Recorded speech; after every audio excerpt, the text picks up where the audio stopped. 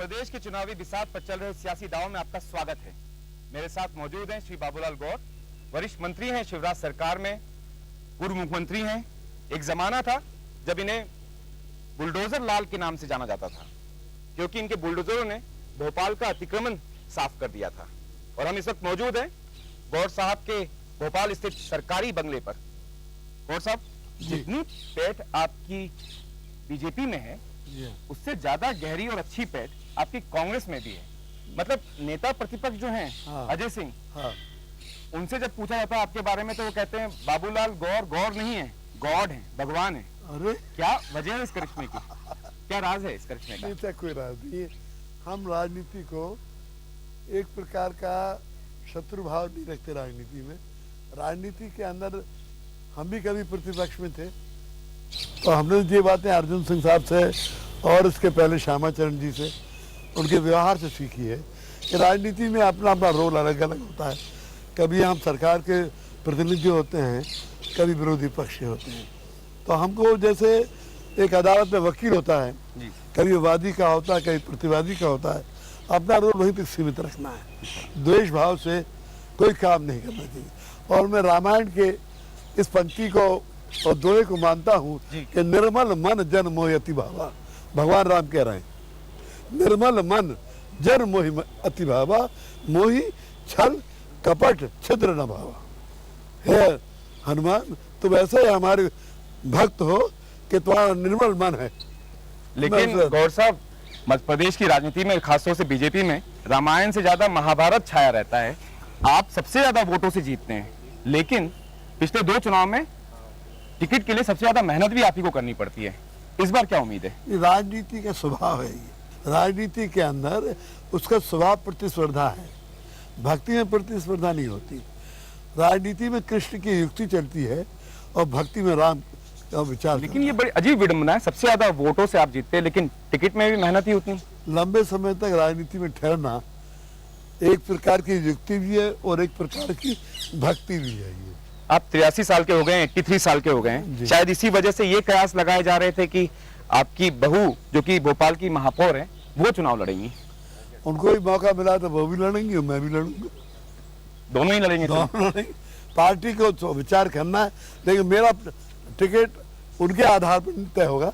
मेरा टिकट मेरी योग्यता के आधार पर, मेरी कर्मठता के आधार पर होगा। उनका टिकट उनके कर्मठता के आधार पर होगा। जब अडवाणी जी थे और अटल जी थे, टिकट मिलने में आपको आसानी होती थी। अब दोनों ही साइडलाइन है। नहीं, पार्टी जो है ये संगठन, एक संगठन है ये जी। संगठन में व्यक्ति बदल जाते हैं, संगठन नहीं बदलता। जैसे भूगोल जो होता है, भूगोल जो है वो नहीं बदलता कभी भी, इतिहास बदल जाता है। और साहब, इस दफा बीजेपी ने कई सिटिंग एमएलएज हैं जो मंत्री हैं और उनके टिकट काटने की योजना बनाई है, जिनका परफॉर्मेंस सही नहीं है। एक अंदरूनी सर्वे भी करवाया गया है। नहीं, ये एक राजनीतिक दल को सफलता के लिए सर्वे करवाते रहना चाहिए। लेकिन आप अनुभवी राजनेता हैं, आपको लगता है चेहरे बदलने से कुछ फर्क पड़ता है? बहुत फर्क पड़ता है, बहुत फर्क पड़ता है। चेहरा बदलने से उस क्षेत्र की जनता के अंदर जो उग्रता से नाराजगी रहती है, वो एक प्रेम भाव बदल जाती है। अगर कोई काम नहीं करता है, दुर्व्यवहार करता है जनता के साथ, तो वो जनता चाहती है आपकी ये खड़े हुए ना तो अपन देख लेंगे, देख लेती है। और ऐसा हुआ है, हमारे कई मंत्री पिछले चुनाव में हारे। क्यों हारे? जनता का साथ अच्छा व्यवहार नहीं, जनता का काम ठीक से नहीं करना, विधानसभा ठीक से अटेंड नहीं करना, फंक्शन में जाना नहीं है, और इस प्रकार से एक अहंकार की भावना आ जाना। तो ये तो एक प्रकार की सेवा का भी काम है राजनीति। तो आपको लगता है कि इस बार भी कई सिटिंग जो एमएलएज हैं और मंत्री हैं उनके टिकट कटेंगे? अधिकांश के कटेंगे। हाँ। क्या वजह है? परफॉर्मेंस क्यों नहीं कर दे पाए? असल में क्या होता है कि ये काम जो सरकार चलाना काम है, ये आसान काम नहीं है। विरोधी दल में काम करना आसान है, जिंदाबाद मुर्दाबाद, धरना प्रदर्शन अपने हाथ में, लेकिन इसके अंदर किसी विभाग को, बीजेपी की तो आदत रही है अपोजिशन में रहने की। नहीं, ज्यादा आदत रही। दोनों हमें मौके मिला। एक बार एक नई गाड़ी के अंदर एक नए मंत्री बैठे, तो मंत्री ने कहा कि हे ड्राइवर तुम हटो, तुम पीछे आओ, हम कार चलाएंगे। उसने कहा ये सरकार नहीं है, ये कार है, मैं उतर जाता हूँ फिर आप चलाइए। गौर साहब ये चुटकुला तो अच्छा है, हाँ। लेकिन बीजेपी में फिलहाल जो है मतलब बड़ी असमंजस की स्थिति, किसकी टिकट कटेगी और किसको टिकट मिलेगी। राजनीति में किसी का आधार नहीं होता, बिजनेस नहीं है ये राजनीति, या कोई सरकारी नौकरी नहीं है कि एक दफे परमानेंट हुए तो 30-35 साल को अपना पक्का हो गया। राजनीति में आपको प्रत्येक दिन अपना परफॉर्मेंस और एक्सीलेंस देना पड़ता है। पक्ष विपक्ष में काफी आरोप प्रत्यारोप का दौर चल रहा है। पिछले कुछ दिनों में जो बयानबाजी हुई है नरेंद्र सिंह तोमर जी और अजय सिंह जी के बीच में, काफी निचले स्तर पे उतर आई है राजनीति। आपका क्या मानना है? नहीं, हमको पॉलिसीज पर ज़्यादा विचार करना चाहिए, कार्यक्रम पर ज़्यादा विचार करना चाहिए। व्यक्तिगत जो बातें हैं वो पुरानी हो जाती हैं, तो बीती ताय बिसार दे, आगे की सुधर लो। आज से हमें फेस करना है, तो आपके बाप दादों से हमें क्या मतलब। वक्त एक ब्रेक का, ब्रेक के बाद हम फिर हाजिर होंगे। देखते रहिए सियासी दाव।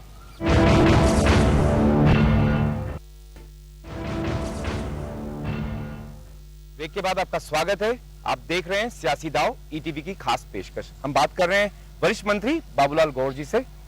गौर साहब, नरेंद्र सिंह तोमर आपके प्रदेश अध्यक्ष हैं बीजेपी के, काफी निजी हमले बोले उन्होंने अजय सिंह नेता प्रतिपक्ष के ऊपर, यहाँ तक कि उनके पिताजी और दादाजी तक को नहीं बख्शा। नहीं, वो बहुत गंभीर और वरिष्ठ नेता हैं जी। अब उन्होंने तय कर लिया कि इस बारे में कुछ नहीं बोलेंगे।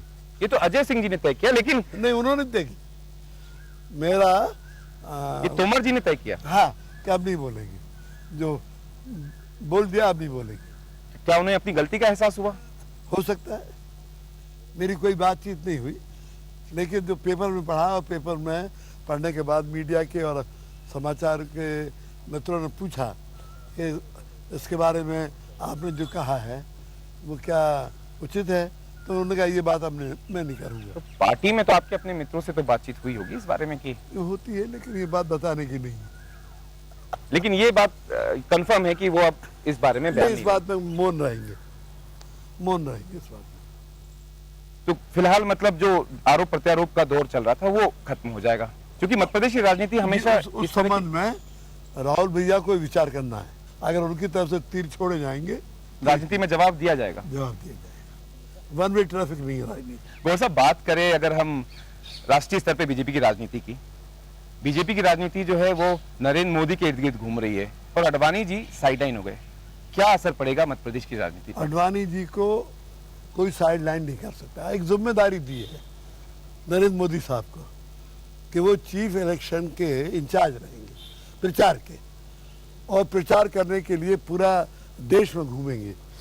हर एक पर्सनालिटी रहती है। एक समय माननीय अटल जी की पर्सनालिटी थी और उसका प्रचार अडवाणी जी करते थे। एक समय अडवाणी जी के हम लोग प्रचार करते थे। हमारे यहाँ अरुण जेटली जी की पर्सनालिटी बहुत है, लेकिन किस पर्सनालिटी को किस समय कौन सा काम देना समय अनुकूल है वो पार्टी तय करती है। लेकिन आप ही की सरकार के एक वरिष्ठ मंत्री हैं कैलाश विजयवर्गीय, उनका कहना है कि अडवाणी जी रहे या जाए पार्टी पर कोई फर्क नहीं पड़ता, कैडर बेस्ड पार्टी है, पार्टी बड़ी होती है।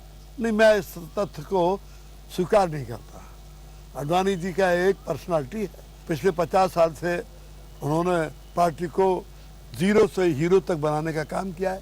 मैं उनकी 2 यात्रा का प्रमुख था, एक स्वदेशी यात्रा का, एक स्वराज यात्रा का। 29 दिन तक मैं कोटा से लेके उड़ीसा तक उनके साथ गया था और मैं उसका इंचार्ज था। अडवाणी जी। शिवराज सरकार में वायदों की भरमार हो गई है, तो आपको लगता है कहीं ना कहीं इसका नुकसान भी उठाना पड़ सकता है, क्योंकि लोगों की अपेक्षाएं काफी बढ़ गई हैं। जो वायदा किया है निभाना पड़ेगा, ये गाने की थे। लेकिन अधिकांश जो घोषणाएं की हैं वो उसमें अधिकांश तो पूरी हुई है, कुछ अंडर प्रोसीडिंग है, क्योंकि पूरी तो कभी भी नहीं होती। जैसे हम क्या गरीबी हटाओ, इंदिरा गांधी ने कह दी।